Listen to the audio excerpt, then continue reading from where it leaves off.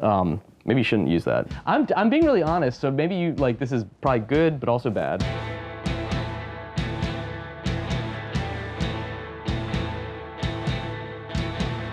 Hey gang, I'm Chris LaMartina, creator of WNF Halloween Special and its sequel, the Out There Halloween Megatape. I'm here at Beyond Video today to sort of talk about some movies they have in-house, as well as show you what I'm renting. A phenomenal public domain movie that never gets enough love is Night Tide with Dennis Hopper. Basically, the sailor falls in love with this woman that may actually be a mermaid.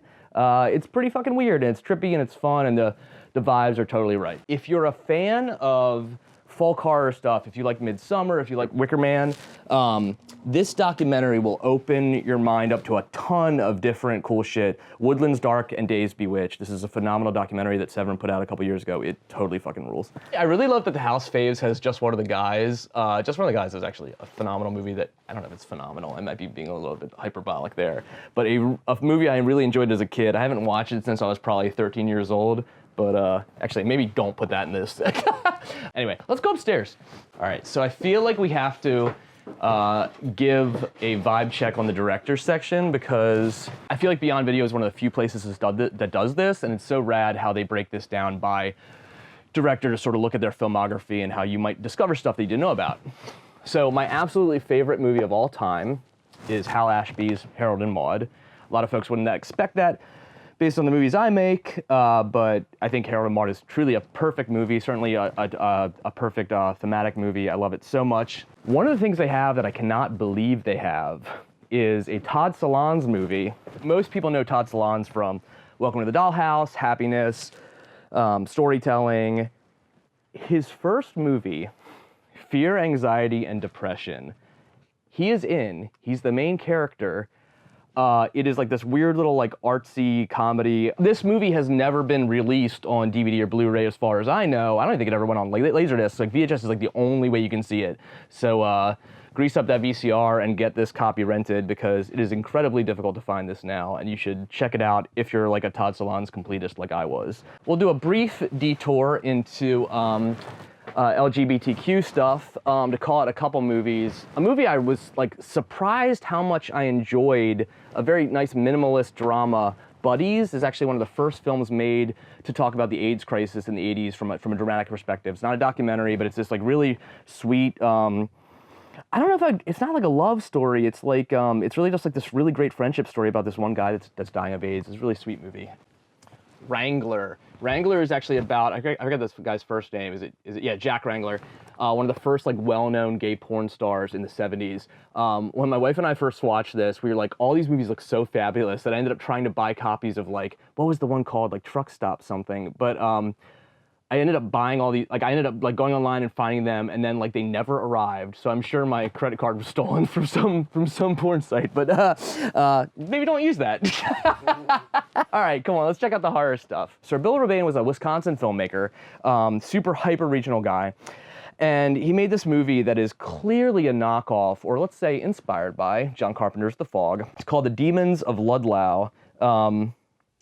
Or Ludlow, I should say, Ludlow. But it's about a haunted piano that, when it's taken out of storage and played, ends up bringing back all these ghosts. The acting is atrocious, the special effects are atrocious, it's incredibly charming, I think you'll love it. The crazy thing about coming in here is like, when you're on a streaming service and you're clicking through stuff trying to figure out what to watch tonight, those aggregators have decided what movies are acceptable for you to watch. They're the gatekeepers, basically, right? So when you come into a place like this and you find titles like, where is it? Prom Night 3 and 4 as a double feature disc. This has been out of print for a long time. I don't think this is on Blu-ray yet. Finding something like this when you're just browsing shelves, basically go, oh shit, I haven't seen Prom Night 3 since I was a kid. We should check this out. And that's really the joy of a true, honest-to-God brick-and-mortar video store. Like coming around, browsing, finding things, discovering things. This sense of discovery only exists when you're interacting with it in a direct physical way. I mean, I would probably be renting most of the stuff from this section, the cult section. Horror stuff I don't watch as regularly as I used to, but I still like really weird shit. Oh my God, Lethal Force, dude. Okay, Lethal Force is a movie shot in DC. I think this was like early 2000s. This movie is like a really scrappy DIY, shot on 16mm action movie. You know what I would say is actually one of my favorite Halloween movies? Here we go.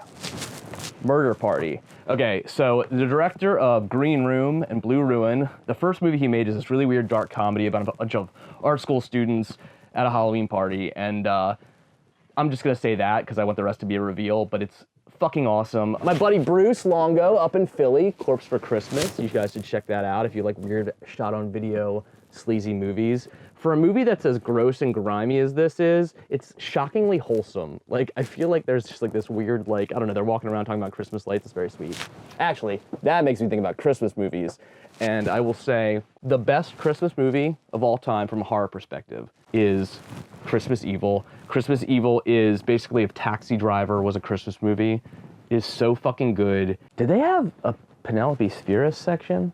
Yes. The Decline of Western Civilization movies are phenomenal. And most recently, I was at a practice space and I ran into a guy that was in one of the bands in Decline of Western Civilization Part 2. But if you've never seen this, like, Part 1 and Part 3 of Decline of Western Civilization about punk rock bands. This is about, like, glam metal, and holy shit is it amazing. Also, probably one of the better punk rock movies of all time, Suburbia. Penelope Spheeris really did some service to documenting punk rock on film. One of the first movies I ever watched that I should have not been watching when I was about 4 years old on Cinemax, I caught a couple minutes of horror. But I will say that is not my favorite Ken Russell movie. My favorite Ken Russell movie that never gets enough love, in my opinion, is Lair of the White Worm. Lair of the White Worm is actually based on a story by Bram Stoker, the author of Dracula.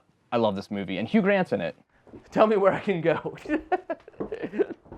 I love Criterion. My buddy Ian was actually their office manager for a long time, and I learned about a lot of crazy movies because of his passion for film. But I will go with my favorite Criterion title. For me personally, I have to go with Carnival of Souls. And I'm gonna go with Carnival of Souls for a very personal reason. So, I mean, obviously it's a really interesting, hypnotic horror film, right? It's very mesmerizing and just how it, you know, people chew the scenery in that movie.